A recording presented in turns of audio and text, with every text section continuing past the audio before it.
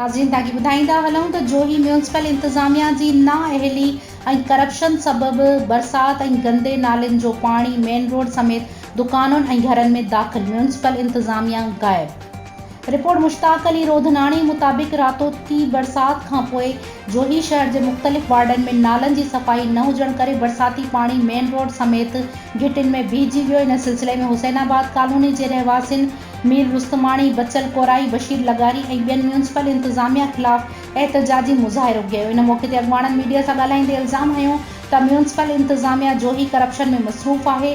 नालनि ऐं गटरनि जी सफ़ाई न हुजण करे बरसाती पाणी घरनि में दाख़िल थियण लॻो आहे। शहर जे मुख़्तलिफ़ चौराहनि समेत यामीन पेट्रोल पंप साम्हूं मेन रोड ते ॿोॾि जो मंज़र आहे। शहरी सख़्त परेशान आहिनि।